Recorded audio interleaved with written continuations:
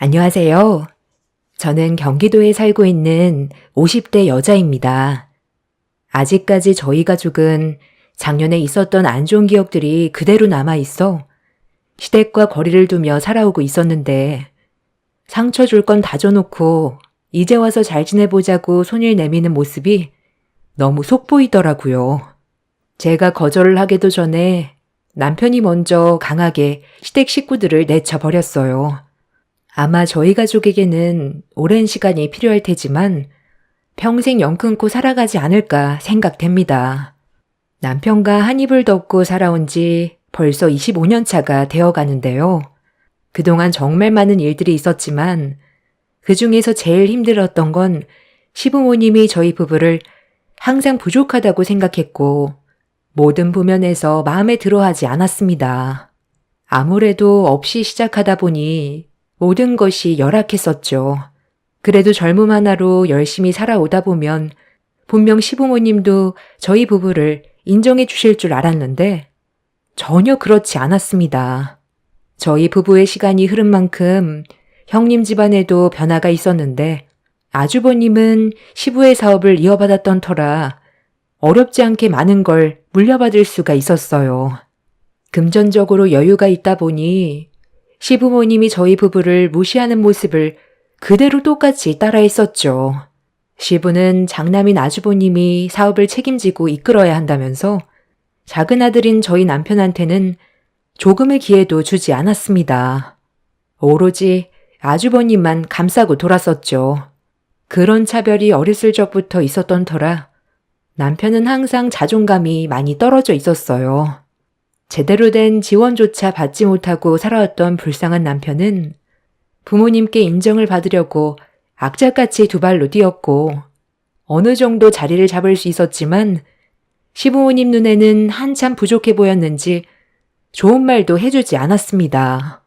똑같은 자식인데 왜 이렇게 차별을 두는지 이해할 수 없었는데 남편의 말로는 어렸을 적 아주버님과 남편이 개울가에서 놀다가 남편이 깊은 물에 빠진 적이 있었는데 그때 아주버님이 남편을 구하려다가 같이 물에 휩쓸렸었고 남편은 겨우 빠져나올 수 있었지만 급류에 휩쓸렸던 아주버님이 뒤늦게 구출이 되었지만 사경을 헤맬 정도로 위급한 상황이 있었고 겨우 목숨을 건지게 되자 집안의 장남인 아주버님이 두 번 다시 돌아오지 못할 뻔했던 안 좋은 기억들 때문에 남편을 상당히 안 좋게 보고 있었어요. 어렸을 적 일이었고 한참 지난 과거인데 세월이 지나서까지 아주버님만 감싸고 도는 시부모의 행동은 잘못된 것 같아 이 문제로 꽤 오랜 시간 마찰이 있었습니다. 남편도 상처가 많다 보니 마음의 문이 닫혀버렸고 시부모님한테 보란 듯이 잘 사는 모습 보여주기 위해 악착같이 살아왔었지만 시부의 사업도 그만큼 커진 상태라 저희가 발전된 모습은 눈에 들어오지도 않아 보였어요. 그리고 아주버님은 시부모님한테 아들, 손자들을 안겨준 반면 저희 부부는 딸, 손녀를 안겨줘서 그것 또한 비교하며 마음에 들어하지 않았었죠. 이런 여러 가지 복합적인 상황들로 인해 시부모님은 저희 부부를 마음에 들어하지 않았고 저희도 그냥 잘하려고도 하지 않았어요. 해야 될 도리만 하면서 살아왔습니다. 그런데 사람의 감정이라는 게 안 좋은 마음을 계속 품게 되면 그만큼 증오심이 점점 커지잖아요. 저희도 처음에는 잘하려 했지만 상처받고 지낸 시간이 많다 보니 시댁 식구들에게 안 좋은 감정이 터져 나오게 되었고 꽤 크게 얼굴을 붉히면서 싸우게 되는 일이 있었습니다. 그날 오랜 기간 참아왔던 모든 감정을 전부 다 쏟아내게 되었죠. 정말 너무들 하시네요. 이 사람도 어머님 뱃속에서 똑같이 10달 품어 나왔는데 과거에 그런 일 한번 있었다고 지금까지 이런 식으로 대놓고 차별하는 게 가족으로서 맞는 거예요? 이럴 거면 저희도 이제 그만 찾아올게요. 더는 연락도 하지 마세요. 제가 이 사람한테 듣기론 그때 아주버님이 깊은 물 쪽으로 밀어서 생긴 문제였다면서요. 그래서 아주버님이 이 사람 구하려다가 생긴 사고였는데 이게 왜 이 사람한테만 탓이 있다고 죄를 돌리는 거죠? 어렸을 적부터 물을 싫어했다고 그러는데 아주버님이 강제적으로 밀어 넣었다면서요. 모든 원인 제공은 아주버님이 했는데 이 사람한테 모든 잘못을 떠넘기는 건 정말 잘못된 행동인 거죠. 이제라도 이 사람 그만 차별하세요. 다른 가족들은 서로 챙겨주고 잘 지내려고 노력하는데 저희는 얼굴만 보면 상처되는 말만 주고받으면서 사는 거 더는 못 견디겠어요. 계속 이런 식으로 살 바엔 차라리 얼굴 안 보고 사는 게 서로에게 좋지 않겠어요? 저희도 이제 너무 지쳤어요. 너희들이 뭘 얼마나 했다고 연을 끝내만내 하고 있어? 과거가 어찌됐든 우리 큰아들이 죽을 뻔했던 건 사실이고 저놈은 어렸을 적부터 워낙 소극적인 성격을 가지고 있었기 때문에 내 뱃속에서 나왔지만 마음에 드는 구석이 하나도 없었다. 내 배 아파 낳은 자식이라 해서 똑같은 대우를 해줄 순 없더라. 10손가락 깨물어서 안 아픈 손가락도 있는 법이야. 동서도 이제 그만 좀 해. 얼굴 볼 때마다 불만투성이면 뭐 어쩌자는 거야. 서방님이 잘했으면 이런 문제가 있었겠어? 아버님 어머님이 마음에 안 들어 하는 이유가 있으니까 그런 거 아니겠냐고. 차별한다고 불만을 먼저 가진 것보다 본인들의 행동이나 되돌아보지 그래. 어차피 얼굴 볼 때마다 이런 식이면 차라리 얼굴 안 보는 게 낫지. 어머님, 이럴 바엔 그냥 영 끊고 지내는 게 좋지 않겠어요? 어차피 저희가 이득되는 건 아무것도 없잖아요. 동서도 그걸 원하는 거지? 네. 어차피 이런 대우 받느니 저희도 이제 그만 오려고요. 그래도 조금의 기대를 가지고 매번 온 거지만 어차피 달라질 수 없다는 거 이제 확실하게 알았기 때문에 더 이상은 안 오는 게 서로에게 상처되지 않는 길일 것 같네요. 그럼 할 말 끝난 것 같으니까 저희 먼저 일어나 볼게요. 하여튼 간에 성질머리 하고는 너희들 알아서 해라. 그나저나 우리 손자가 이번에 아쉽게 삼수하고 머리 좀 식히려 군대 간다며? 열심히 준비했는데 많이 아쉽지? 당연히 그럴 수 있다. 이번에 군대 다녀오면 너희 아빠 밑에서 일 배우고 같이 할아버지 사업 이끌어가는 게 좋을 것 같다. 어차피 대학 그거 살아가는데 아무짝에도 쓸모없어. 너희 아빠랑 할아버지도 대학 안 나왔는데 지금 봐봐라. 떵떵거리면서 잘 살고 있잖니? 군대도 시간 끄는 것보다 일찍 다녀오는 게 좋은 거니까 잘한 결정이야. 그리고 만나는 여자도 있다며? 그 집안도 꽤 잘 산다면서. 군대 다녀오면 바로 날짜 잡도록 해라.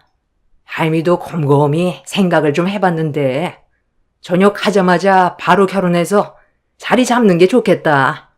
너희 할아버지랑 진지하게 의논 끝에 내린 결정인데 이거 한번 확인해봐라.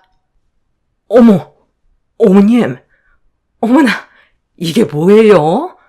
아니 이거 집문서잖아요. 아니 이렇게 큰 걸 받아도 되는 거예요? 5억이나 되는데 정말 괜찮겠어요? 이번에 군대 다녀오는 것도 빨리 전역하고 그 집안과 결혼 날짜 잡을 생각에 그런 거였거든요. 상대 집안에서도 제 아들이 서둘러 군대 다녀오고 결혼하는 걸 원해서 내린 결정이었는데 정말 잘 된 것 같아요. 신혼집으로 딱이겠는데요? 34평이면 둘이서 생활하기 딱 좋죠. 당신이 아버님 사업이 잘 될 수 있게 옆에서 많이 도와주니까 이런 좋은 일도 생기네. 정말 너무들 하시네요.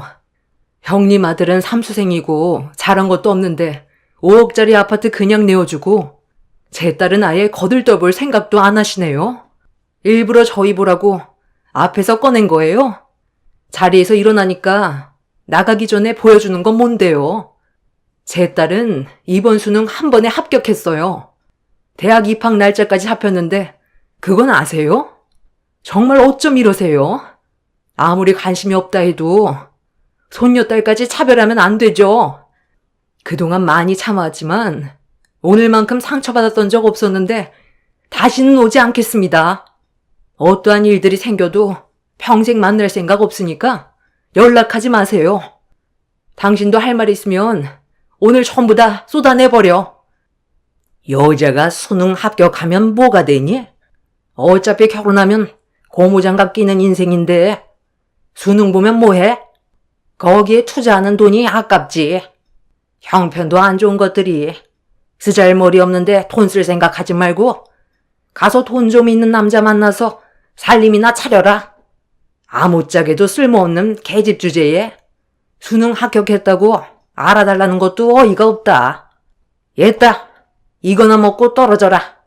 불난 집에 부채질 하는 것도 아니고 삼수생 앞에서 수능 합격했으니까 축하해달라면 내가 좋은 말이 나가겠니? 내가 이런 쓰레기 같은 집안의 아들이라는 게 정말 부끄럽네요. 어차피 오늘 이 시간 이후로 2번 다시 오지 않을 생각이었고 기대도 안 했지만 이런 식으로 우리 가족 차별하는 거 나중에 똑같이 갚아줄 테니 한번 두고 보자고요. 사람이 도끼를 품으면 어떻게 되는지 한번 보여드릴게요. 남편도 이미 화가 많이 난 상태였고 딸에게 던진 5,000원을 주워들어 시모의 얼굴을 향해 다시 되돌려 던져버렸어요. 남편의 행동에 당황한 시모는 자리에 벌떡 일어나더니 자기 얼굴에 5,000원을 던졌다고 화를 내며 손을 치켜 올렸습니다. 남편은 그런 시모를 강하게 밀친 뒤 저와 제 딸을 현관 밖으로 내보냈는데 그 순간 아주버님이 시모를 밀친 행동에 화가 많이 났는지 남편을 돌려세워 주먹을 올려 버렸어요. 결국 그날 서로에 대한 안 좋은 감정 때문에 집안 싸움으로 번지게 되었고 한바탕 난리를 친 뒤에야 저희 가족은 집으로 돌아올 수 있었습니다. 서로 평생 얼굴 안 보고 살자며 분노한 감정을 가지고 연을 끊어버린 뒤 서로 어떠한 연락도 하지 않았어요. 남편은 시부모의 장례식에도 발을 들이지 않을 거라면서 흥분을 쉽게 가라앉히지 못했습니다. 그동안 살아온 세월만큼 쌓였던 감정이 많았기 때문에 남편도 많이 힘들어하고 있었어요. 삼수생 형님 아들에겐 5억 아파트 해주고 수능 합격해서 입학 날짜까지 받은 제 딸에게는 쓸모없는 계집이라고 고무장갑이나 끼라는 막말을 뱉은 뒤 5,000원 던져준 행동이 너무 기가 막히고 어이가 없었습니다. 금전적으로 바라는 것도 아니었고 좋은 말 한번 듣고 싶었던 것뿐이었는데 이게 이렇게까지 화를 낼 문제였는지 이해를 못하겠더군요. 결국 그날 이후 지긋지긋했던 시댁생활 청산한 뒤 저희 가족만 신경 쓰면서 살아갔는데 뭔가 알터니가 빠진 것처럼 속이 후련했어요. 시댁 사람들 더는 안 봐도 된다는 게 저와 제 딸에겐 더 이상 스트레스를 받지 않아도 돼서 오히려 더 좋았어요. 남편도 악연을 끊어낸 이후 심적 안정을 되찾았고 저희 가족은 앞으로 있을 행복만을 위해 열심히 살아왔습니다. 그렇게 딸이 원하던 특정 대학에 들어갈 수 있었고 입학날 저희 부부는 고생한 딸을 축하해주기 위해 학교 정문 앞에서 기다리고 있었는데 어디서 많이 본 차량 한 대가 학교 안으로 들어갔어요. 그리고 차에서 내린 사람들의 얼굴을 보는 순간 저희 부부는 순간적으로 놀라 뛰어갔네요. 여긴 갑자기 왜 온 거예요? 다른 볼 일이 있어서 온 것 같진 않고 제 딸한테 볼 일이 있어서 온 것 같은데 연락도 없이 무작정 찾아오면 어쩌자는 거예요? 너 나랑 지금 뭐 하자는 거냐? 나도 처음엔 그 말을 믿지 못했는데 사진 한 장 보고 깜짝 놀랐다. 그래서 내 두 눈으로 직접 확인해보고 싶어서 몰래 찾아가 보니 정말 거기에 개가 있더라. 언제부터였어? 이미 엄청 성공했으면서 왜 이런 걸 나한테 말하지 않고 있었던 거야? 우리가 돈 달라고 할까봐 그런 거니? 나도 어머님 따라서 가봤는데 사람 엄청나게 많더라. 돈도 상당히 많이 들었을 텐데 어떻게 그런 생각을 했대?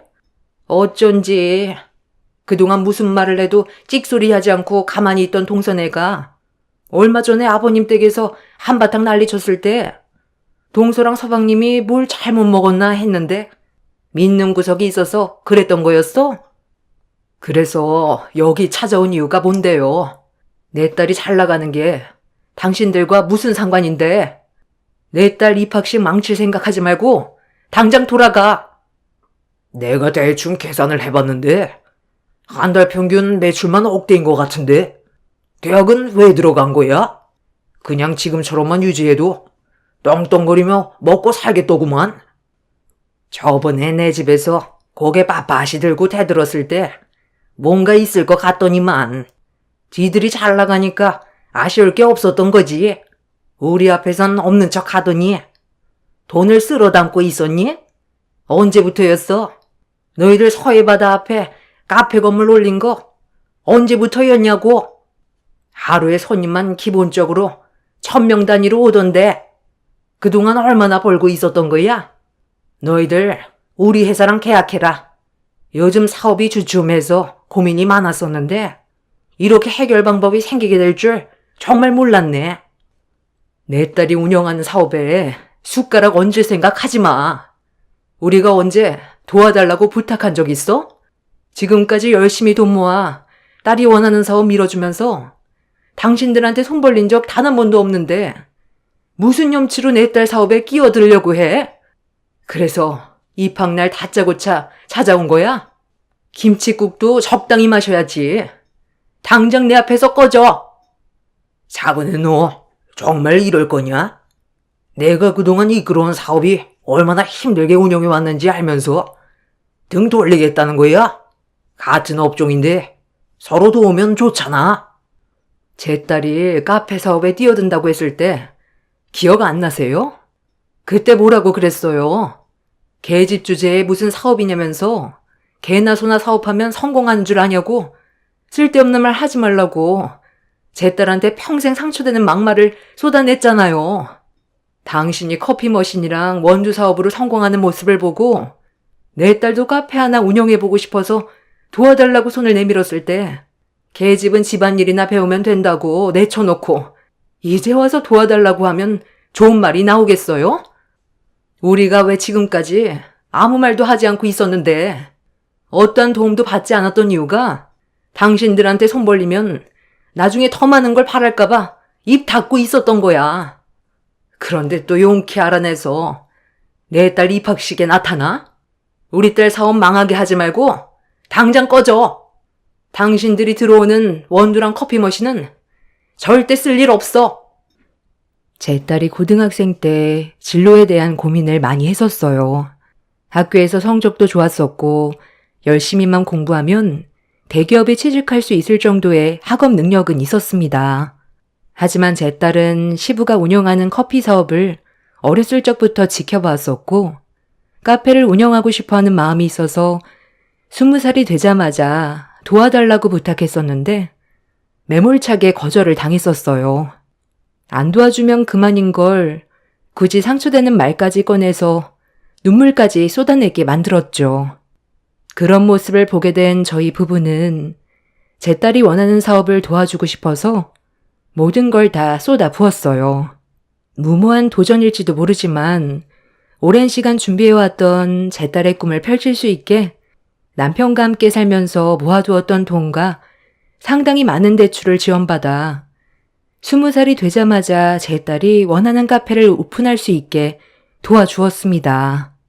누구나 그렇듯 처음부터 잘 될 순 없기에 어려움이 많았지만 딸의 노력이 헛되지 않았다는 걸 시간이 지나면서 점점 결실로 맺게 되었고 입소문이 퍼지면서 그 지역의 관광 상품으로 빠르게 자리를 잡게 되었습니다.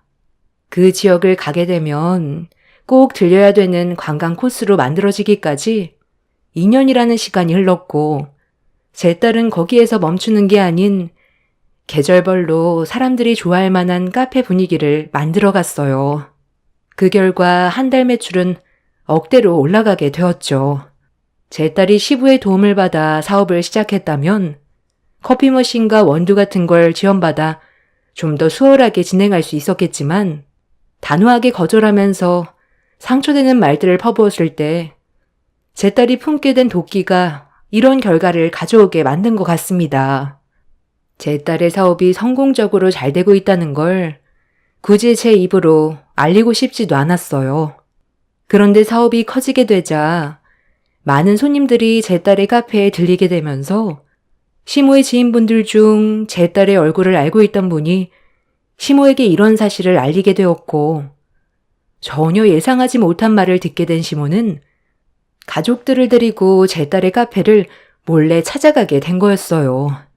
그리고 두 눈으로 모든 걸 확인하게 되었고, 주춤하고 있던 시부의 사업을 다시 일으켜줄 수 있는 절호의 기회인 것도 알게 되었던 거죠. 그래서 딸의 입학날 찾아와 숟가락을 얹으려 했던 거였네요. 딸이 카페를 운영하면서 본인이 부족한 점을 채우기 위해 조금 늦었지만 원하는 대학에 들어가려고 수능을 보게 된 거였고, 좀 더 전문적인 절차를 밟아가기 위해서 제가 제빵 커피과에 입학을 하게 되었습니다. 자신을 개발하기 위해 꾸준하게 발전하려는 모습이 너무 보기 좋았고, 그런 제 딸이 너무 자랑스러웠어요.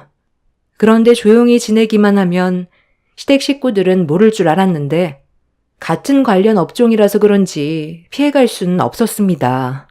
시댁 사람들은 제 딸의 카페에 커피 머신과 카페 운영에 관련된 제품들을 넣길 원했어요. 그리고 본인들이 들여오는 원두도 제 딸의 카페에 지속적으로 납품하길 원하고 있었습니다. 저희 부부는 당장 돌아가라고 했지만 돈 냄새를 맡은 시댁 식구들은 돌아갈 생각은 조금도 하지 않았고, 대학교 앞에서 한참 동안 얼굴을 붉히며 싸우다가 결국 이런 상황을 제 딸이 두 눈으로 목격하게 되었습니다. 시부모와 형님 내외는 제 딸을 보자마자 급하게 달려가더니 양손을 잡고 부탁을 하기 시작했어요. 예, 진작에 말을 하지 그랬어. 나는 네가 성공할 줄 알았다.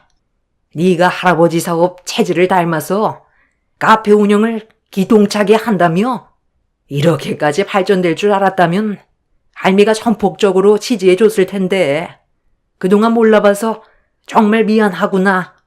그 대신 우리가 앞으로 원두랑 사업에 필요한 제품들 싸게 해줄 테니 같이 손잡도록 하자. 아, 저희 가족이 운영하고 있는 카페에 대해서 아셨구나. 그래서 찾아온 거였어요? 난 또 왜 왔나 했네. 그러니까 지금 저한테 온 이유가 할아버지 사업이 잘 풀리지 않으니까 저를 이용해 맥을 뚫으려는 거죠? 가족이라는 게 참 그래요.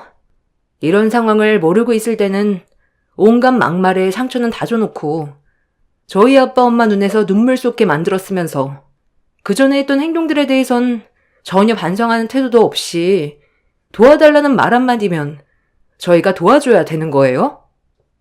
우리가 진작에 알았으면 그런 행동은 하지 않았겠지.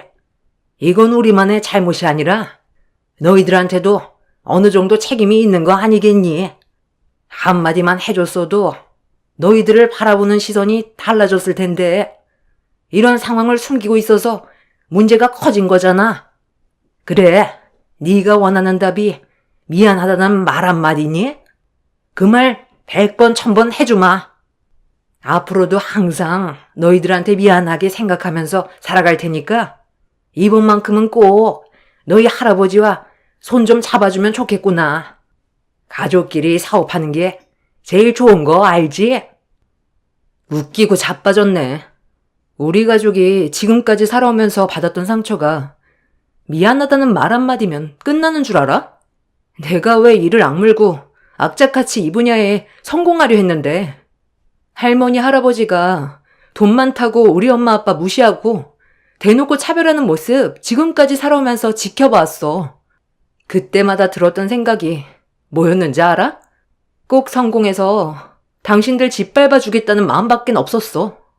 내 앞에서 무릎 꿇게 만들고 싶었다고. 언젠가 될지 모르는 그날을 위해 이를 악물고 정말 많은 노력을 해왔었다고. 나는 이제부터 시작이야. 당신들이 우리 부모님한테 줬던 상처 배로 갚아주려면 아직 시작도 안 했어. 우리 앞에서 당장 꺼져. 당신들 도와줄 생각 조금도 없고 망하든 말든 나랑 상관없는 일이야. 다 된 밥에 숟가락 얹으려는 당신들이 역겨울 뿐이야. 내 딸은 그동안 참아왔던 모든 분노를 전부 다 쏟아냈어요. 그날은 딸의 입학 날이었는데 시댁 사람들 때문에 행복해야 될 시간을 전부 다 망쳐버렸고 쌓인 게 많았던 딸은 좀처럼 화가 가라앉지 않았습니다. 그렇게 한참 동안 퍼부어댔던 딸의 거침없는 말에 묵묵히 참고 있었던 아주버님과 형님이 더럽다며 막말을 퍼부어대더니 제 딸에게 달려들려 하길래 남편과 제가 시댁 사람들을 가로막은 뒤 강하게 밀쳐버렸습니다. 입학 첫날 난리가 난 이후 시댁 사람들은 아무것도 얻지 못한 채 돌아가게 되었고 저희 가족은 보란듯이 카페를 성공적으로 이끌어오고 있습니다.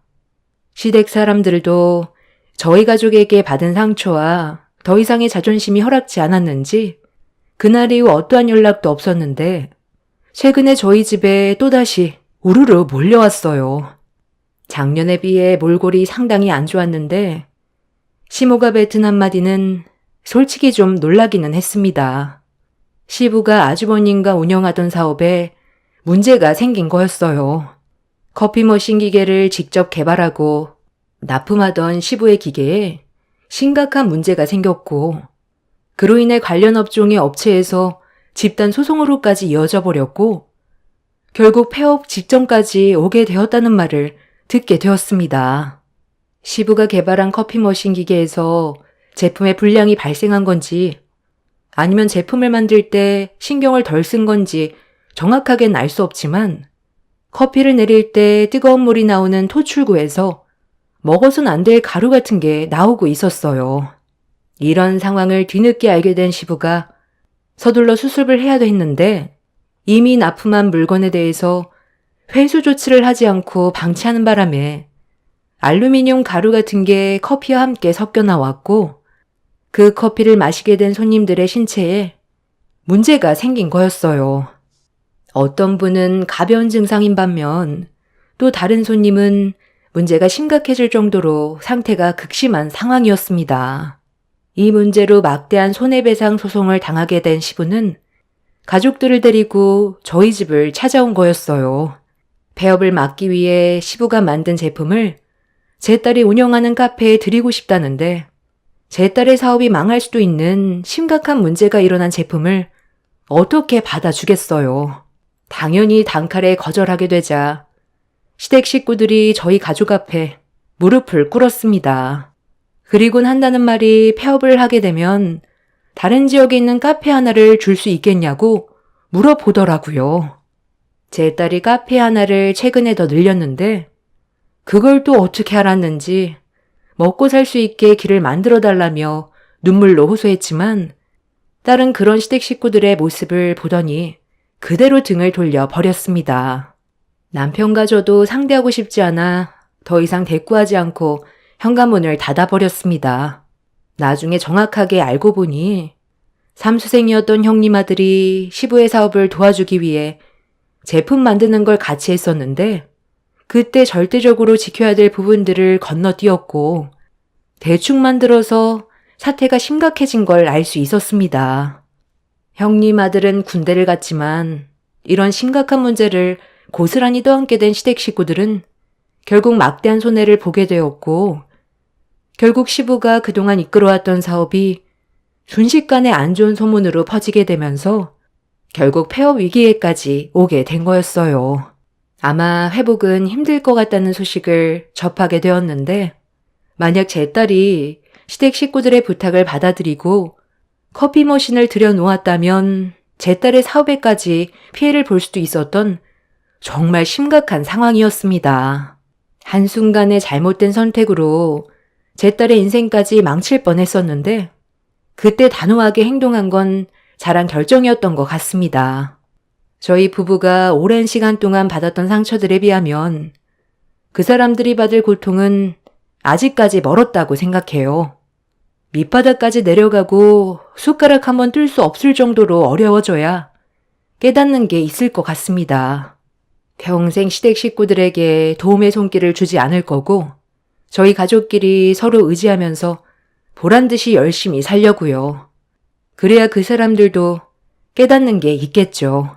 제 사연 들어주셔서 감사합니다. 안녕하세요.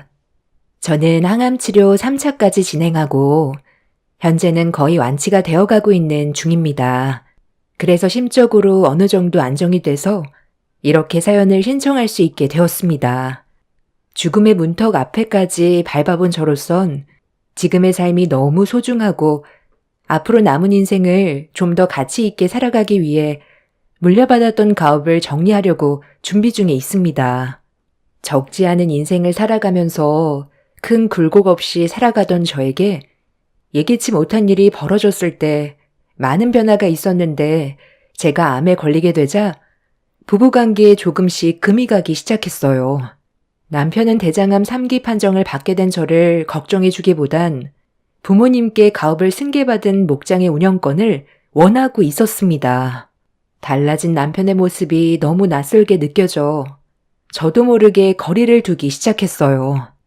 그만큼 상처를 많이 받았던 것 같습니다.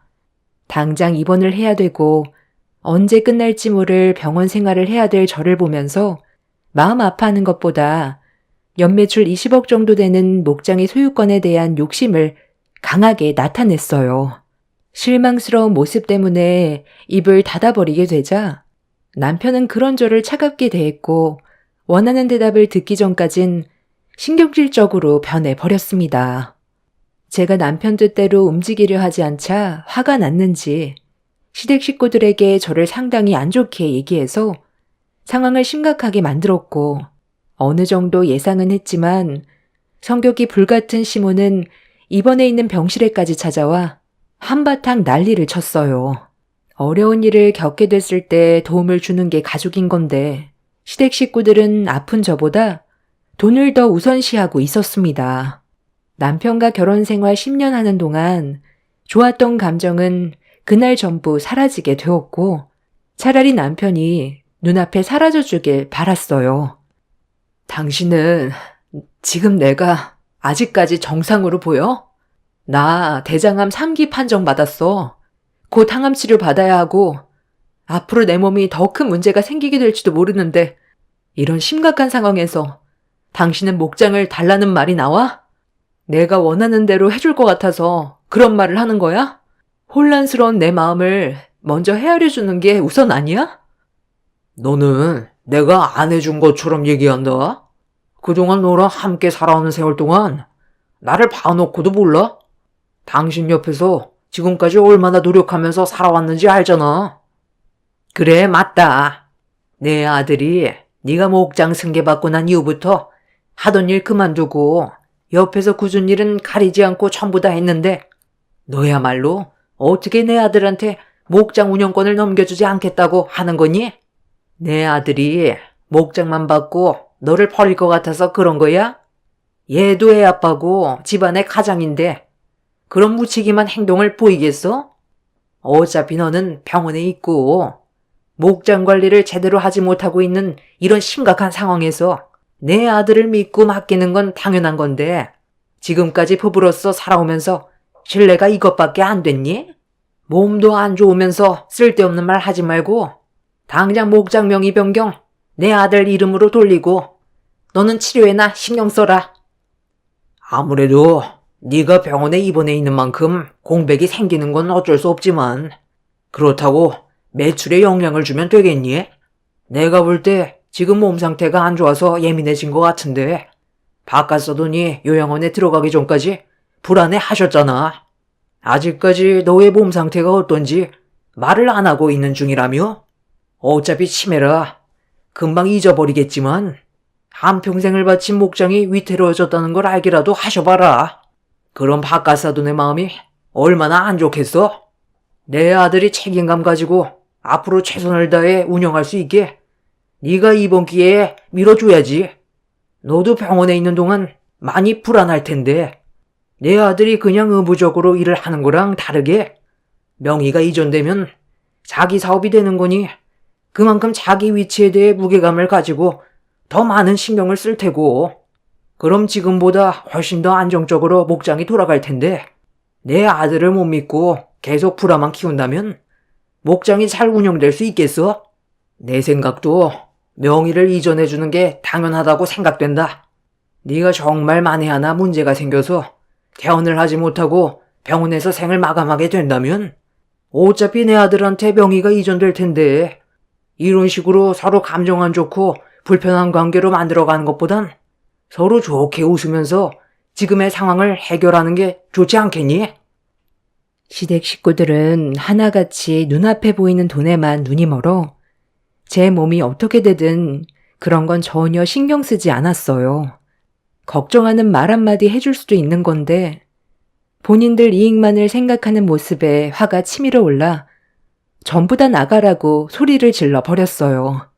시댁 식구들은 원하는 대답을 듣지 못했다면서 끝까지 버티려 하길래 병원 관계자를 불러 전부 내쫓아 버렸습니다. 어느 날부터인가 아빠의 건강에 적신호가 켜지면서 제가 아빠의 목장을 이어받아 일을 할 수밖에 없었어요. 자주 깜빡하시길래 일이 많이 바빠져서 그런 줄로만 알았는데 검사 결과 치매라는 충격적인 결과를 받게 되었고 시간이 지날수록 점점 심해지던 아빠의 치매가 몇 년 뒤부터는 본인이 누구인지조차 모를 정도로 급격하게 안 좋아지기 시작했어요. 목장을 운영하면서 아빠를 살펴드린다는 건 쉬운 일이 아니었습니다. 대소변을 가리지 못할 정도로 문제가 심각해지다 보니 저도 아빠를 모시는 게 버거워질 수밖에 없었고 결국 요양원을 알아볼 수밖에 없었어요. 치매의 정도가 어느 정도 더디면 그래도 버틸만 한데 아이로 돌아가 버린 모습은 감당하기 어려울 정도로 힘이 들었어요. 아빠가 치매 판정을 받게 되면서부터 아빠는 남편한테 다니던 회사를 정리하고 저와 함께 목장을 운영해 주길 부탁했어요. 그렇게 아빠의 부탁으로 고민 끝에 오랜 기간 다니던 회사를 그만두고 저와 함께 목장을 이끌어오게 되었습니다. 제 사연을 들어주시는 분들 중에 분명 치매 때문에 고생하시는 분들이 계셔서 잘 아시겠지만 이 문제가 단순하지 않다는 걸 아실 거예요. 자식으로서 건강이 급격하게 안 좋아지신 아빠를 모시는 건 당연한 일이었고 저 또한 그렇게 하고 싶었지만 치매는 인간으로서의 한계를 시험하게 만들 정도로 저를 너무 지치게 만들었습니다. 결국 요양원에 모시기로 결정을 내린 이유는 아빠가 힘들게 목장 일만 하시다가 유제품 가공 사업까지 확장하셨는데 성공적인 결과를 얻을 수 있었고 힘들게 성공한 만큼 아빠의 사업이 무너지게 하고 싶지 않았어요. 제 얼굴조차 못 알아볼 정도로 치매가 심해진 아빠를 요양원에 모실 수밖에 없는 상황과 결정에 대한 죄책감 때문에 한동안 정신적으로 너무 괴로웠고 그렇게 힘든 시간들을 이겨내오면서 열심히 앞만 보며 살아왔습니다. 사업을 성공적으로 이끌어가야 아빠가 좋아해 주실 것 같았어요. 엄마가 옆에 계셨다면 그나마 덜 힘들었겠지만 제가 어렸을 때 독사에 물리셔서 심장마비로 먼저 떠나셨어요. 그래서 아빠와 서로 의지하며 오랜 시간 함께 해왔었는데 요양원에 모실 수밖에 없었던 현실이 제 마음을 찢어지게 만들었고 한동안 정신적 고통에서 벗어나기 힘들었지만 남편이 옆에서 많이 도와줘서 힘겨운 시간들을 이겨낼 수가 있었습니다. 그렇게 겨우 버티면서 살아가고 있었는데 대장암 판정은 저에게 너무 가혹했고 도저히 받아들이기가 힘들었어요. 이런 말도 안 되는 상황 속에서 생긴 또 다른 문제는 남편이 변했다는 거였어요. 아빠는 치매로 요양병원에 계시고 저는 대장암으로 병원에 입원해 있으니 눈앞에 보이는 재산에 사람이 변해버렸고 10년의 결혼 생활은 한순간에 무너져 내리게 되었네요. 시댁 식구들은 목장을 넘기라고 시도 때도 없이 병원을 찾아왔어요. 제가 병실에서 꼼짝도 하지 못하니 아예 목장에 살림까지 차려버린 것 같았습니다. 너희들의 신뢰가 고작 이것밖에 안 되는 거니? 10년간 함께 살아오면서 서로 믿고 의지해 왔을 텐데 돈 때문에 균열이 생겨야 되겠어? 나도 새언니가 이해가 안 되는 게 우리 오빠 이용해 먹을 건 다 이용해 먹었잖아요. 앞으로 어떻게 살아갈 건데요? 오빠 없으면 언니 아무것도 못 하잖아요.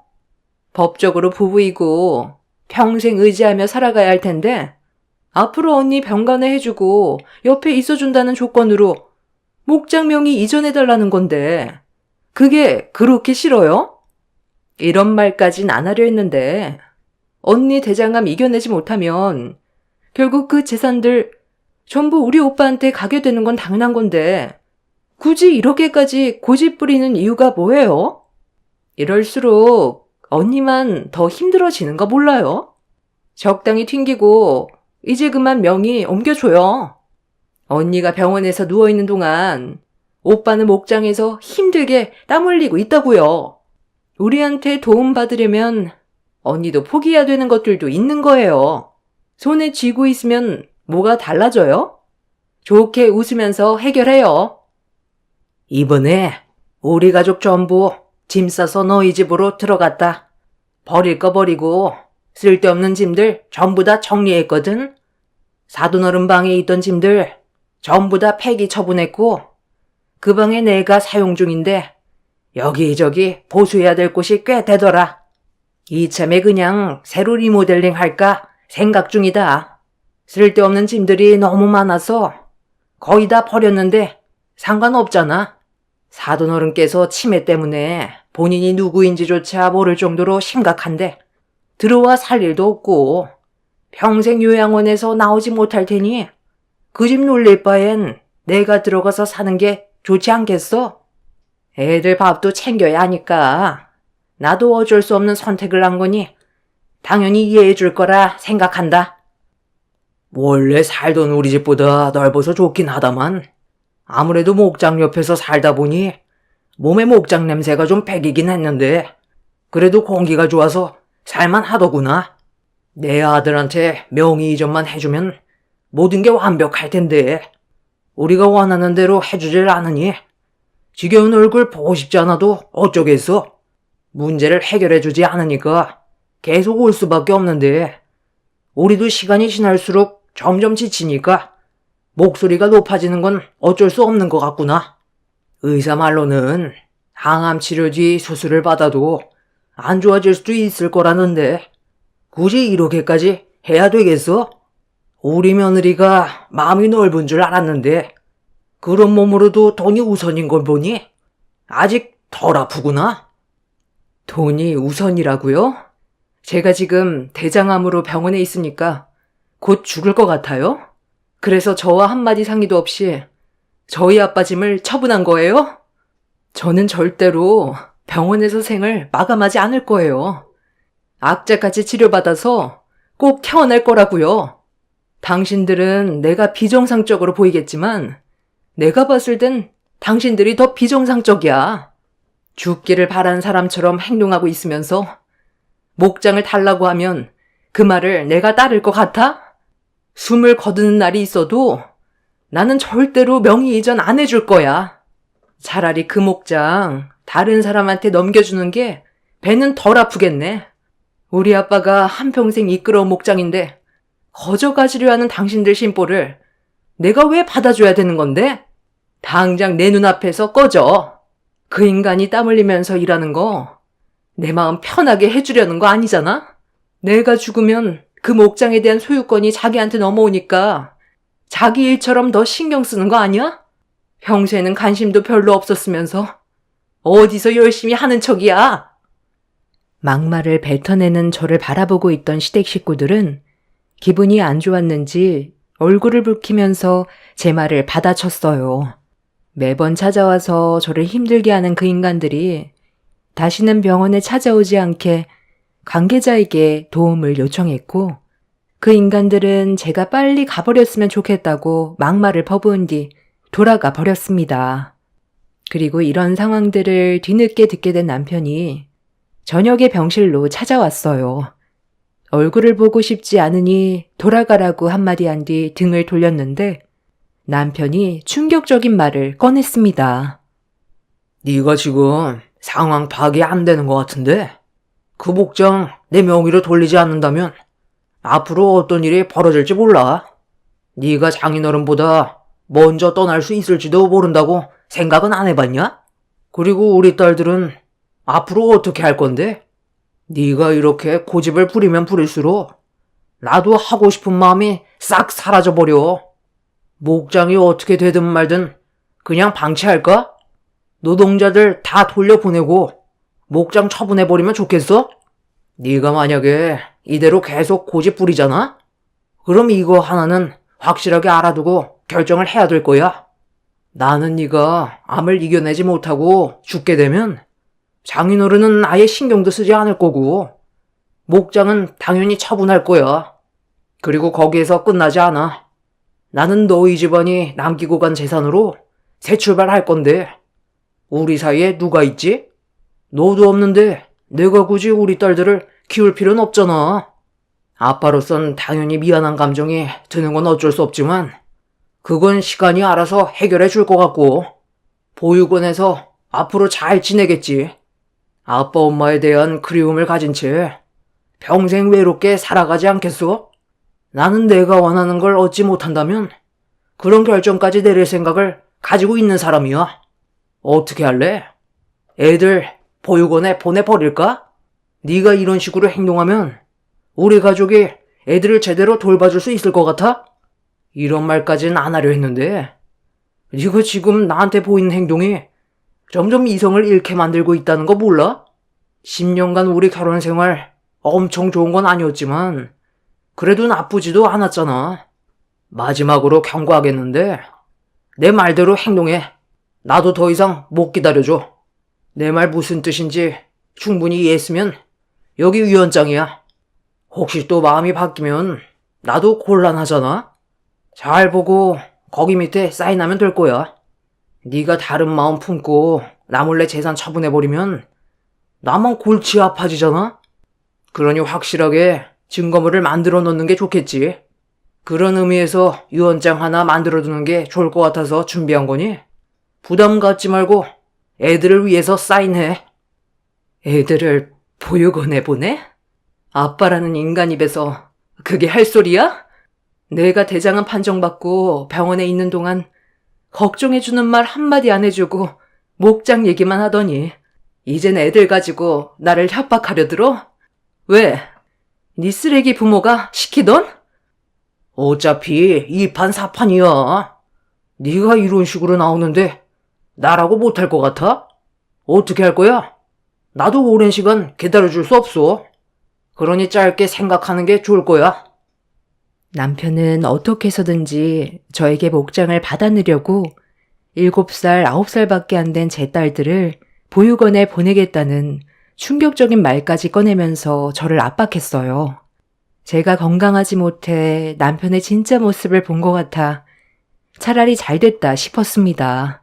이런 식으로 서로에게 상처 주고 살 바엔 차라리 이혼하는 게 좋을 것 같았어요.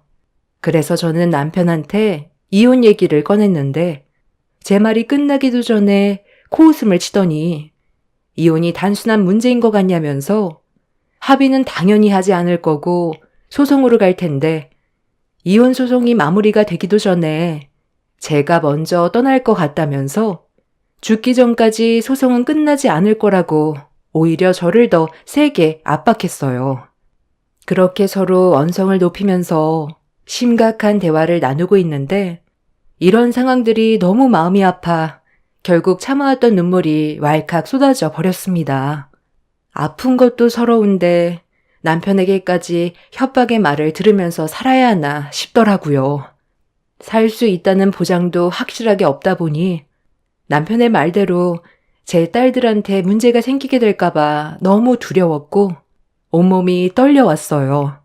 저를 바라보고 있는 남편은 10년의 결혼 생활을 하는 동안 봤던 자상한 남편의 모습은 어디에도 없었습니다.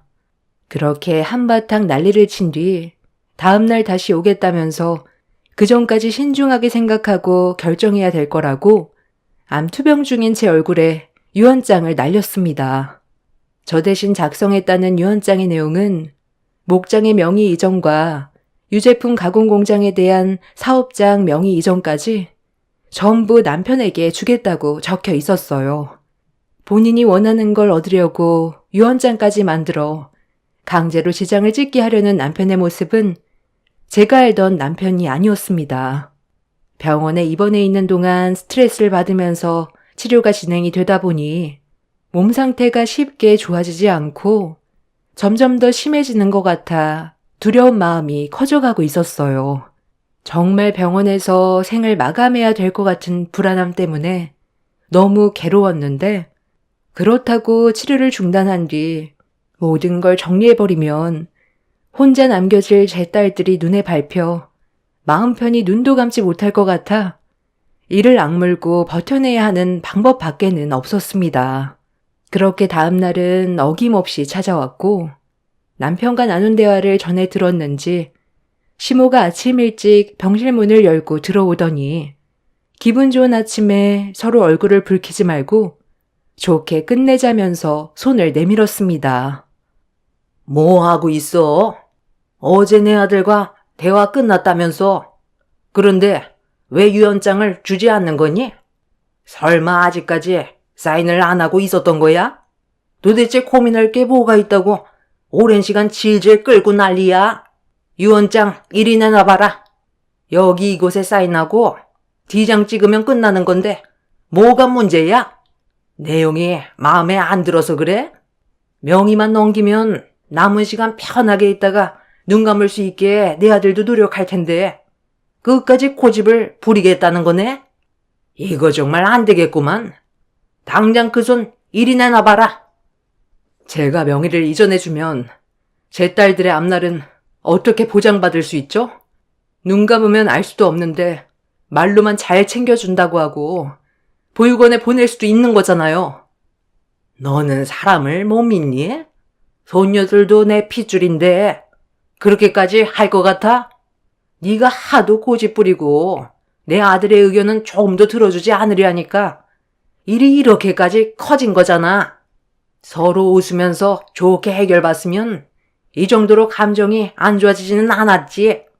내 손녀들은 앞으로 잘 키워줄 테니 어서 사인해라. 왜? 내 말도 믿음이 안 가는 거야? 걱정하지 말래도. 일단 사인부터 하라는데 왜 이렇게 답답하게 굴어?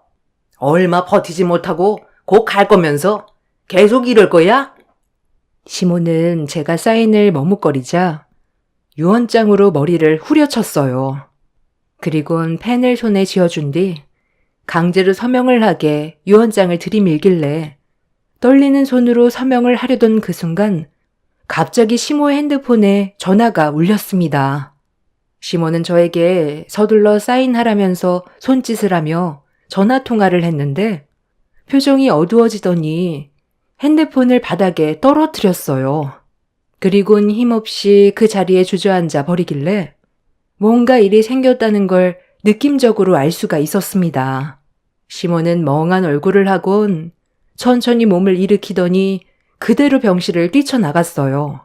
시모의 핸드폰에선 남성분의 목소리가 들려오길래 바닥에 떨어진 핸드폰을 주워들어 통화를 이어나갔고 수화기에서 들려온 말은 엄청난 충격을 가져왔습니다. 남편과 시부 신우가 차량 전복 사고로 현장에서 즉사해서 근처 병원으로 옮겨졌다며 신원 확인을 부탁한다는 말을 듣게 되었고 떨리는 목소리로 어떻게 된 거냐고 물어보니 운전대를 잡고 있던 남편이 음주운전이 의심된다고 전날의 상황에 대해 알려줬어요. 저희 목장이 어두운 밤길에 운전하기에는 좀 위험하긴 하지만 도로폭이 그렇게 좁은 편은 아닌데 세 식구가 전날에 식당에서 술을 먹고 집으로 돌아가던 도중 비틀거리다가 차가 도로를 이탈해 낭떠러지로 굴러 떨어져 버린 것 같았어요. 시모는 전날에 지인들과 여행을 다녀온 뒤 바로 병원으로 오게 된 상황이라 전날에 있었던 사고에 대해서는 전혀 알지 못했었고 목장에서 일을 하던 외국인이 굴러떨어진 차량을 보고 신고를 한 거였습니다. 차 문을 열었을 땐 차 안에서 술 냄새가 진동을 했었다며 어떤 사고였는지 알 수 있게 설명을 해줬는데 갑자기 이런 안 좋은 일들이 연달아 터지게 되니 너무 무섭더라고요. 아마 제가 생각하기에는 남편과 시부, 신우는 제가 유언장에 사인을 하게 될 거고 명의가 남편에게 이전될 거라는 확신을 가져서 축하도 할 겸 셋이서 술을 좀 과하게 먹었던 것 같습니다. 자주 다니던 길이기 때문에 남편은 사고가 나지 않을 거라고 자만했었는지 결국 아니란 판단에 돌이킬 수 없는 결과를 얻게 되었고 시모는 새 가족을 한꺼번에 잃게 되는 충격적인 경험을 하게 되었네요. 믿을 수 없는 현실 속에서 장례는 진행이 되었고 시모는 그날 이후 정신 상태가 정말 이상해져 정상적인 삶을 살지 못하고 있다는 말을 동네 주민분이 병문안을 와주셨을 때 들을 수 있었습니다. 그때 당시 만약에 제 딸들이 같이 목장일을 도와주시는 외국인 분들의 품이 아닌 남편을 따라갔었다면 이 세상에 더는 없는 존재가 되어버렸을 텐데 다행히도 제 딸들은 보호를 받을 수가 있었네요. 저는 3차 항암 치료를 끝낸 뒤 대장을 7cm 정도 잘라내고 회복하는 데 집중을 했어요. 그렇게 오랜 시간 병원에서 암투병을 끝낸 뒤 통원 치료를 받을 수 있을 정도로 몸 상태가 많이 좋아져 집으로 돌아갈 수가 있었습니다. 시모는 이 모든 게 저 때문에 벌어진 일이라고 제 얼굴을 보자마자 달려들길래 몸이 온전치는 않았지만 그동안 제가 받았던 상처가 너무 컸었고 그동안의 화를 한 번에 터뜨려버린 저는 시모를 강하게 밀친 뒤 집 밖으로 내쫓아 버렸어요. 시모는 절대로 못 나간다며 저희 부모님 집이 자기 거라고 억지를 부리며 달려들길래 조금도 망설이지 않고 머리채를 잡아 끌어내 버렸습니다. 시모는 그제야 저에게 울면서 애원을 하기 시작했어요. 한순간에 가족을 셋이나 잃었는데 저에게까지 버림을 받으면 앞으로 어떻게 살아갈 수 있겠냐면서 내치지 말아달라고 했지만 저는 조금도 불쌍한 감정이 생기지 않더라고요. 그래서 뒤도 안 돌아보고 집안에 있던 시모의 물건들과 세상을 떠난 남편과 시부 신우의 짐까지 전부 다 폐기 처분해 버렸습니다. 제가 암투병하고 있을 때는 온갖 막말에 유언장으로 머리까지 내려쳤으면서 이제 와서 봐달라고 하는 모습이 오히려 저를 더 분노하게 만들었습니다. 그렇게 시모를 강하게 내쳐버린 뒤 저는 딸들과 함께 앞으로의 삶에 대해 진지하게 계획하고 있는 중입니다. 막막하기만 했던 제 삶이 한순간에 정리가 되어버렸다는 게 아직까지 믿기지 않네요. 갈 사람은 건들지 않아도 알아서 가게 되는 것 같습니다. 저는 지금 거의 회복이 되었고 추적 검사 결과 추가적인 암은 발견이 되지 않았습니다. 아빠도 요양원에서 잘 지내고 계시고 이제 저와 제 딸들의 앞날만 생각하면 될 것 같아요. 다시 찾아온 새 삶에 대해 항상 감사함을 느끼면서 살고 있는 중이고 현재 목장과 유제품 가공 공장은 정리하려고 준비 중에 있습니다. 아빠가 힘들게 이끌어온 목장을 처분할 수밖에 없는 현실이 너무 마음이 아프지만 저 또한 몸이 온전치 않아 어쩔 수 없이 처분하기로 마음먹게 되었네요. 그동안 모아두었던 재산으로 어떠한 간섭도 없이 제 딸들과 조용하게 살고 싶어요. 그게 제가 바라는 마지막 소원입니다. 제 사연을 들어주시는 많은 분들께서도 항상 건강에 유의하시길 바랍니다. 한번 아프고 나니 건강한 몸이 얼마나 감사한 건지 다시 한번 느끼게 되더라고요. 병이 더 커지기 전에 건강검진 꾸준하게 받으시고 적당한 운동으로 건강관리 하시길 바라며 제 사연을 마치겠습니다. 감사합니다. 안녕하세요. 저는 얼마 전에 예비신랑과 파혼을 하게 된 30대 여자입니다. 결혼을 앞두고 이런 문제가 생겼다는 게 참 안타깝긴 하지만 그래도 결혼을 하기 전에 그 사람들에 대해 미리 알게 돼서 천만다행이라고 생각합니다. 예비신랑과 2년 만났었는데요. 서로 일이 바빠서 거의 주말에만 보다 보니 싸우는 일은 거의 없었고 좋은 관계 유지하면서 지내왔었어요. 그러다 보니 서로 좀 더 애틋한 감정이 생기면서 자연스럽게 결혼 얘기까지 나오게 되었습니다. 2년의 시간 동안 서로를 충분히 알아갔다고 생각했어요. 그래서 결혼 얘기가 나왔을 때도 큰 거부감 없이 대화가 잘 통했고 양가 집안에 인사를 드리는 것부터 계획을 세우게 되었습니다. 저희 부모님께서는 일정이 많이 바쁘셔서 우선적으로 예비신랑 부모님을 먼저 찾아뵙기로 결정을 내리게 되었어요. 그런데 큰 무리 없이 결혼을 허락받을 수 있을 줄 알았던 제 생각과 다르게 예비시댁에서 전혀 예상 못한 전개를 맞닥뜨렸어요. 평범한 집안인 줄 알았는데 처음 느껴보는 사람들의 성격이 저를 당황스럽게 만들었습니다. 먼저 현관문을 열고 예비시댁에 들어가자마자 시부가 저를 반겨주셨는데 예비 시부의 한마디가 저를 당황스럽게 만들었어요. 보통은 초면에 가볍게 인사를 주고받는 게 보편적인데 예비 시부는 저를 위아래로 훑어보시더라고요. 저를 바라보는 시선이 상당히 불편했었고 음흉한 눈빛은 온몸에 소름이 돋을 만큼 기분이 안 좋았습니다. 그렇게 1차적으로 시부와 인사를 나눈 뒤 구두를 벗고 거실로 들어가자 예비 신우가 저를 반겨주더라고요. 그런데 예비 신우의 첫마디를 듣는 순간 경악을 했고 제 두기를 의심할 정도로 또 한 번 충격을 받았습니다. 우리 엄마는 골반 큰 여자를 좋아하는데 오빠가 데려온 이분은 골반이 너무 작다. 솔직히 좀 실망스러운데? 오빠가 눈이 이 정도로 낮을 줄 몰랐어. 야, 오늘 처음 인사 오는 자리인데 말 좀 가려서 하지. 내가 항상 얘기했지. 여자는 입이 이뻐야 된다고 했는데 너는 입만 열면 싸구려냐? 아니, 내가 뭐 어때서. 요즘 내 또래 다들 그래. 가식적인 모습 정말 싫어하거든. 뭐든 솔직한 게 좋은 거지. 그래야 본인도 뭐가 문제인지 아는 거잖아. 그건 너 생각이지. 생각 없이 뱉은 한마디에 상대방은 상처를 받을 수 있다는 거 몰라? 내가 봤을 때 너는 평생 결혼은 못할 것 같다.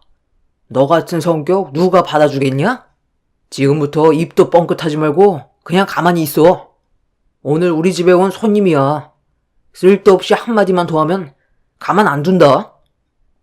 예비 신우의 입은 상당히 거침이 없었어요. 생각하고 있는 걸 필터링하지 않고 그냥 입 밖으로 뱉었습니다. 살면서 처음 본 성격이라 많이 당황스러웠었죠. 그런데 예비 시부와 신우는 약과였어요.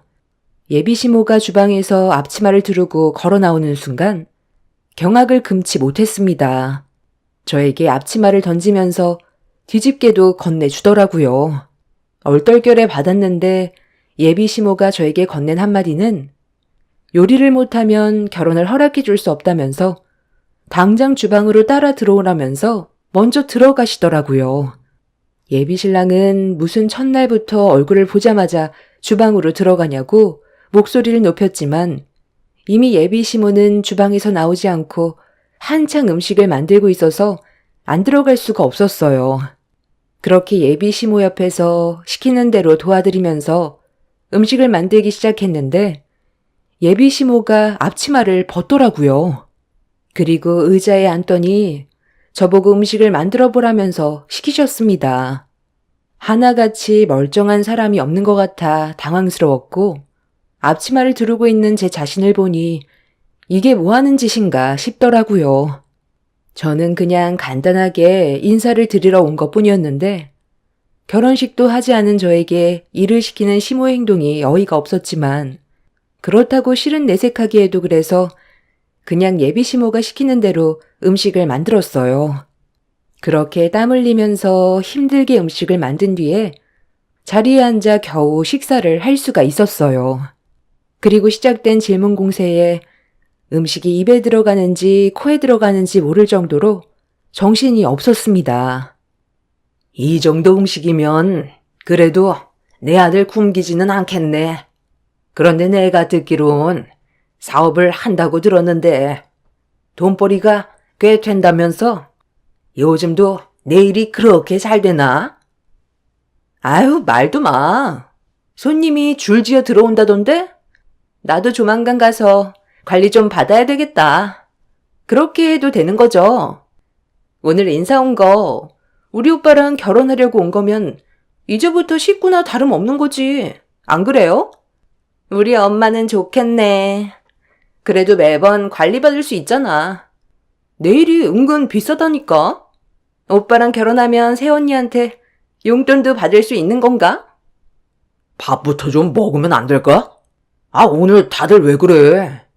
가볍게 인사만 하려고 온 건데 왜 이렇게 부담을 줘요? 엄마 때문에 이러다 결혼도 못하겠어. 나도 며느리 덕 좀 봐야지. 남자들도 관리받으러 자주 오나? 나도 이참에 며느리한테 관리 좀 받아볼까? 용돈도 좀 받고 그래야 살맛나지 않겠어? 예비시댁에 인사를 오자마자 남자친구와 결혼하고 싶은 생각이 싹 사라져 버렸어요. 제가 네일숍을 운영하고 있긴 하지만 손님이 그렇게 많은 것도 아닌데 남자친구가 너무 과장되게 얘기를 해놓은 상태였어요. 예비시댁에 들어오면서부터 계속 난감한 상황만 발생이 되고 있어서 기분이 상당히 안 좋았어요.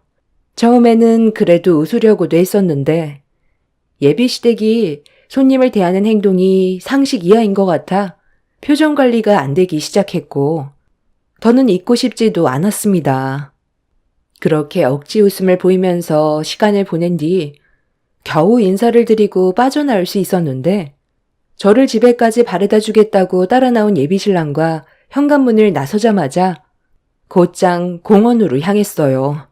이 문제에 심각하게 대화를 해야만 되는 상황이었습니다.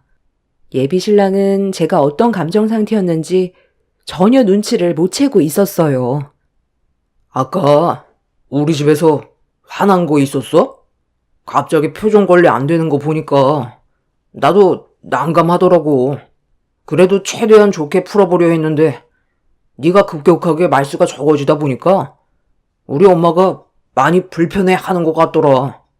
그래도 우리 가족들 상당히 밝고 괜찮지? 다들 솔직해서 그렇지. 성격은 정말 좋아. 너는 분위기 파악이 전혀 안 돼? 내가 왜 기분이 안 좋은 것 같아? 거짓말은 하지 말았어야지. 너무 과장되게 얘기해서 내가 할 말을 잃었잖아. 내일 봤는데 무슨 줄까지 선다고 그래. 나에 대해 좋게 얘기해 주려 했던 건 고마운데 너무 과장되게 얘기하면 실망도 크다는 거 몰라? 네일숍에 왔다가 파리만 날리는 모습 본다면 얼마나 실망을 하시겠어. 그리고 당신 가족들과 나는 성격이 너무 안 맞는 것 같아. 내가 항상 하는 말이 뭐야? 오버하지 말라고 했잖아. 이제 어떻게 할 거야? 당신 가족들 전부 내가 일하는 곳으로 온다잖아. 가볍게 인사하러 왔다가 상처만 받고 돌아가는 것 같아. 나 솔직히 이번에 당신 가족들 보고 결혼에 대해 다시 생각해 보려고. 나는 차분하고 상식이 통하는 집안 사람들과 결혼하고 싶지. 좀 전에처럼 상대방에 대한 배려도 없이 말 함부로 하는 거 너무 서운했어. 우리 관계 다시 진지하게 생각해보자. 나 지금 너무 놀라서 진정 좀 시켜야 할 것 같으니까 그만 집으로 돌아가. 나중에 전화할게. 우리 집안 그렇게 특이하지 않아. 순수해서 말을 걸러서 하지 못하는 것 뿐이지. 너한테 나쁜 감정 전혀 없으니까 일단 진정하고 기분 좀 가라앉혀. 아무리 좋게 생각해 보려 해도 납득이 되지 않았어요.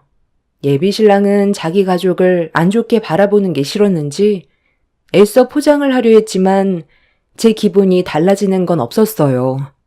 그날 이후 결혼에 대해 다시 고민을 하게 되면서부터 예비신랑에 대한 마음도 변화되기 시작했습니다.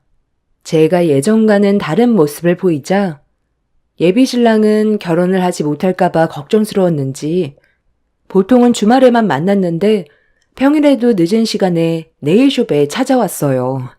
최대한 분위기를 반전시켜 제 기분을 풀어주려고 많은 노력을 기울였습니다. 예비신랑에 대한 감정이 완전히 접힌 건 아니었기 때문에 저에게 지속적인 모습을 보여주면서 조금씩 안 좋았던 감정이 풀리기 시작했어요. 그렇게 어느 정도 화가 가라앉게 되자 다시 진지하게 대화를 이어나갔고 앞으로 어떻게 시댁 식구들을 대할지 고민을 털어놨어요.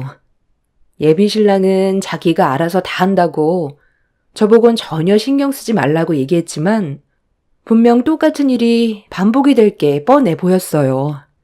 예비 신랑이 시댁 식구들의 문제점에 대해 설명한다고 해서 달라질 것 같지는 않았어요.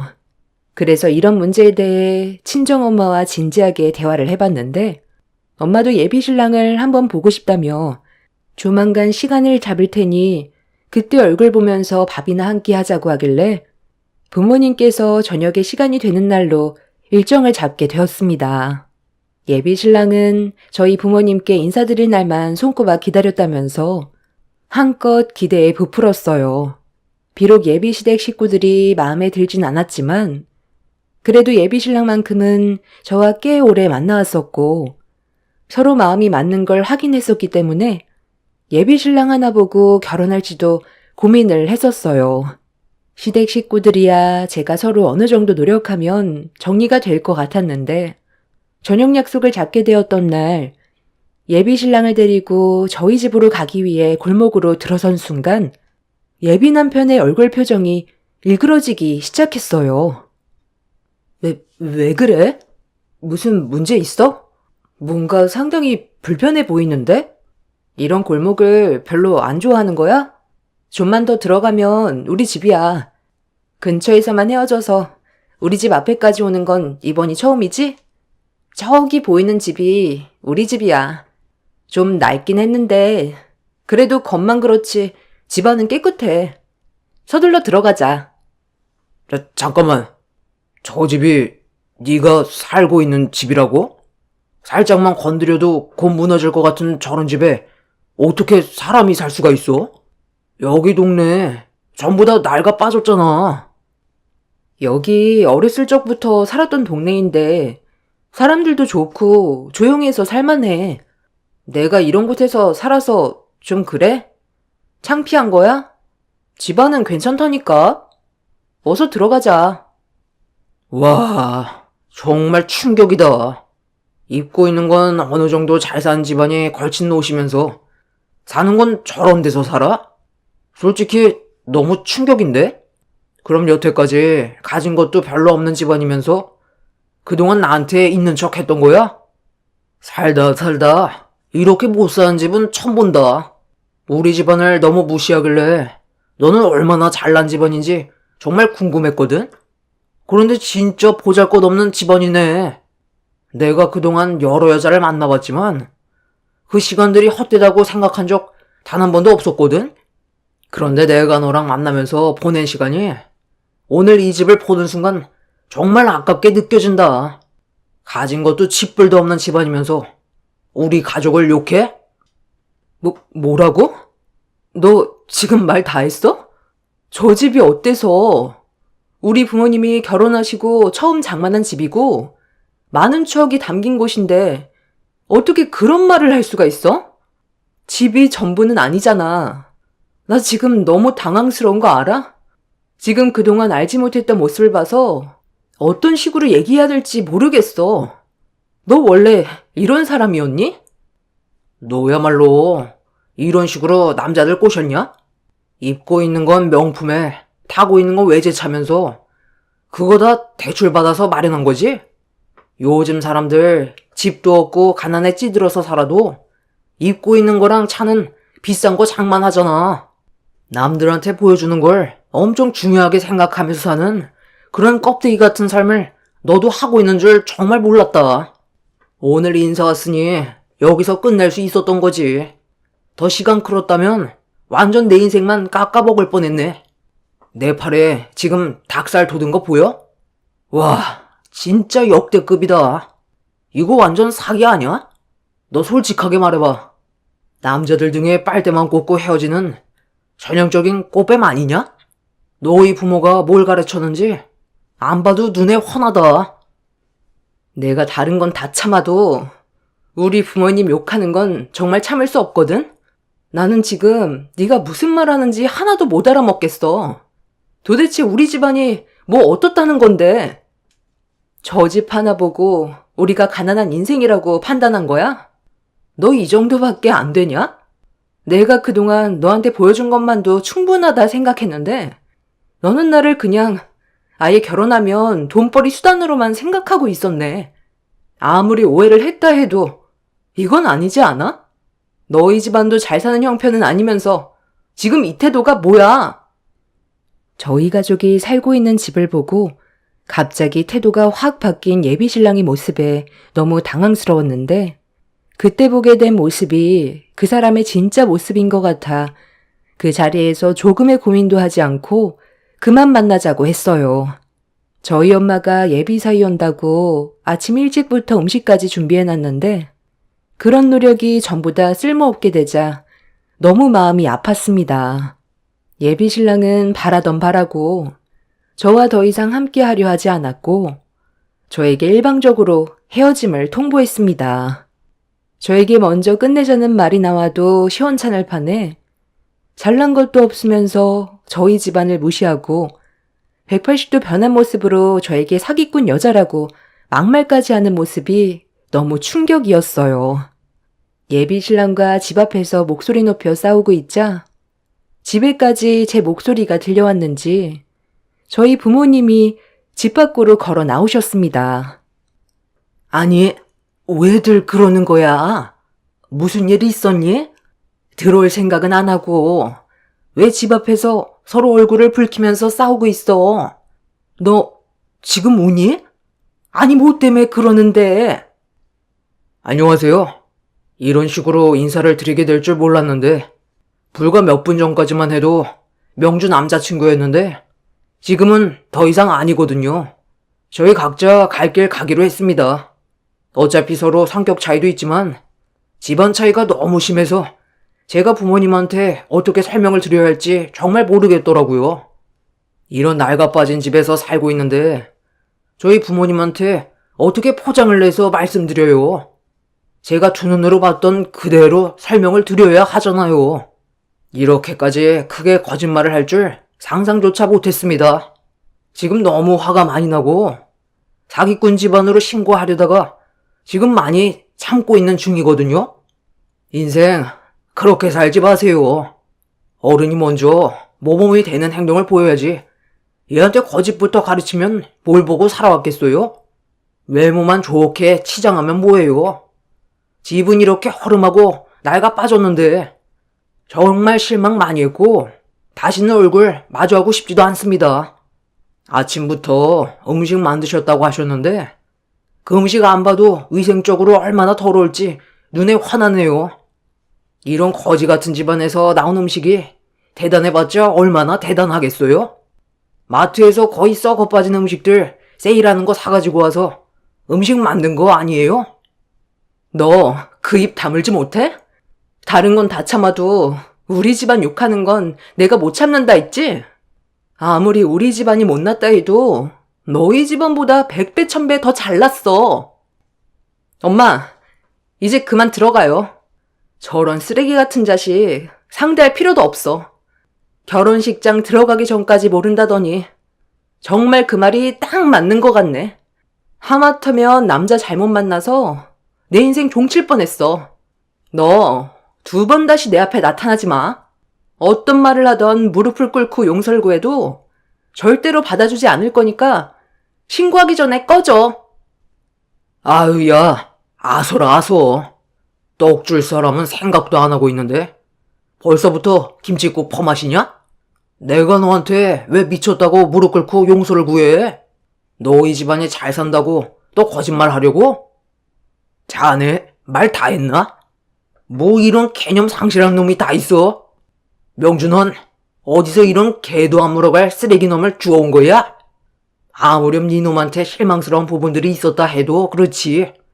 제대로 된 상황을 파악하기도 전에 이런 식으로 행동하는 게 정상이야? 명주가 아주 사정사정해서 자리 마련했더니 어디서 이런 거지 같은 놈을 봤나? 자네 부모가 사람이 이딴 식으로 평가라고 가르치던? 모질이도 이런 상모질이는 또 처음 봤네. 썩 꺼지지 못해? 예비 신랑은 이미 저에 대한 마음이 완전히 떠나버렸는지 저희 아빠가 뭐라고 하는데 한마디도 지지 않고 대들었어요. 그런 모습에 그간 제가 알고 봐왔던 사람은 거짓된 모습이었고 눈앞에 보이는 모습이 진짜 본 모습이라는 걸 알 수 있었습니다. 사람은 평생 겪어봐도 속을 알 수 없다더니 그 말이 딱 맞는 것 같았어요. 더는 상대하고 싶지 않아 부모님을 집 안으로 모신 뒤 예비 신랑 앞으로 다가가 뺨에 손을 올려버렸습니다. 그리고 2번 다시 만나지 말자고 했어요. 예비 신랑은 자기 얼굴에 손을 올렸다고 똑같이 제 뺨에 손을 올리려 했다가 자기 손을 더럽힐 순 없다면서 제 앞에 침을 뱉곤 등을 돌렸어요. 그런데 엄마가 화가 많이 났는지 다시 밖으로 나오시더니 한쪽 손에 서류 하나를 들고 나왔습니다. 그리곤 등을 돌린 예비 신랑을 돌려 세운 다음 손에 쥐고 있던 서류로 사정없이 뺨을 후려쳤어요. 예비 신랑은 저희 엄마한테 서류로 뺨을 맞자마자 바락바락 소리치며 엄마 손에 쥐어져 있던 서류를 뺏어들면서 그 서류를 확인하더니 약간 당황한 얼굴로 저희 엄마를 쳐다봤어요. 무슨 서류인지 저는 알지 못했던 상태라 예비 신랑의 손에 들려있던 걸 빼앗아 확인을 하는 순간 깜짝 놀라 엄마를 바라봤습니다. 그 서류는 서울에 있는 아파트 등기 필증이었어요.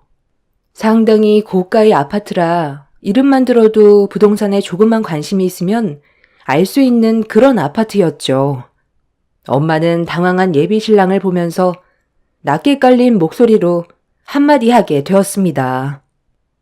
자네, 그 서류가 뭔지 대충 알지?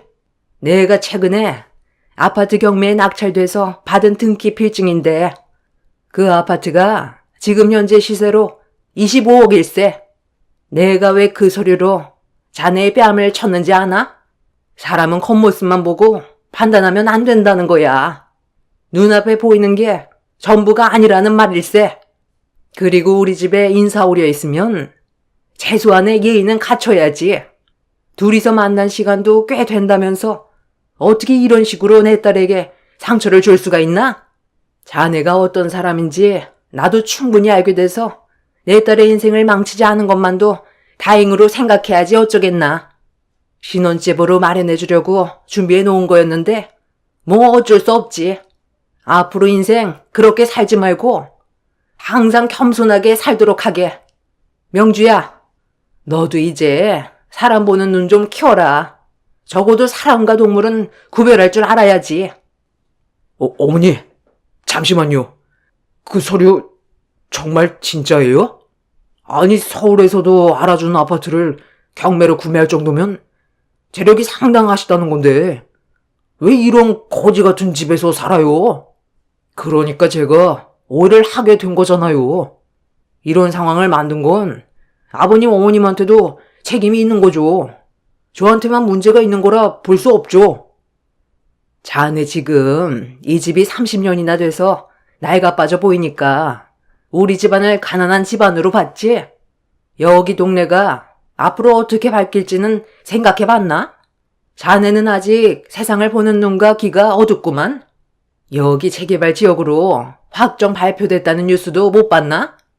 겉으로 보는 게 나이가 빠져 보여도 지금 이 집이 자네 집보다 훨씬 비싼 값으로 책정되어 있고 이 집은 우리 가족이 30년간 함께 살아온 추억이었던 돈으로도 바꿀 수 없는 귀중한 보물일세. 엄마의 말이 끝난 뒤 저희 가족은 집으로 들어왔어요. 예비 신랑은 엄청난 충격을 받았는지 한참 동안 집 앞에서 떠나지 않고 있었습니다. 그리고 이런 문제가 생기게 된 이후 예비 시부모님이 남자친구한테 어떤 일이 있었는지 전부 다 듣게 되었는지 저희 집을 찾아왔어요. 어느 정도 예상은 하고 있었지만 예비 시부모님은 남자친구가 많은 실수를 했다면서 다시 좋게 풀어가려고 노력했지만 저희 부모님과 저는 이미 많은 상처를 받아주지 않았습니다. 예비 시모는 자기 아들이 한 행동에 대해 많이 뉘우치고 있다면서 한 번만 살려달라고 싹싹 빌었지만 저희 부모님은 조금의 망설임도 없이 문을 닫아버렸습니다. 저에게 파혼을 외친 그놈과 정말 파혼을 하게 되었고, 더 이상은 엮이지 않았습니다. 그날 정말 많은 걸 배우게 됐고, 인생 경험을 한 것 같아요. 사람은 보이는 겉모습만 보고 판단을 하면 안 된다는 걸 다시 한번 깨닫게 되었고, 저도 앞으로 살아가면서 상대방을 함부로 판단하고 생각하지 않겠다고 다짐하게 되었습니다. 인생은 평생 배움의 연속이라더니 정말 그런 것 같아요. 이번 일을 통해 많은 생각을 가지게 되었거든요. 남자친구였던 그놈은 아직까지 저에게 미련이 남았는지 제가 운영하고 있는 네일숍에 몇 번이나 찾아와서 관계 회복을 하려고 노력하길래 냉동실에 있는 얼음 한 바가지 퍼서 얼굴에 냅다 뿌리며 내쫓았어요. 제 사연을 들어주신 분들께서도 사람을 볼 때 겉모습만 보고 판단하지 않으셨으면 좋겠어요. 상대방이 자신보다 더 뛰어난 사람일 수도 있고 차후의 상황이 역전될 수도 있으니 항상 겸손한 게 제일인 것 같아요. 즐거운 주말 가족분들과 좋은 추억 많이 만드시길 바랍니다. 감사합니다.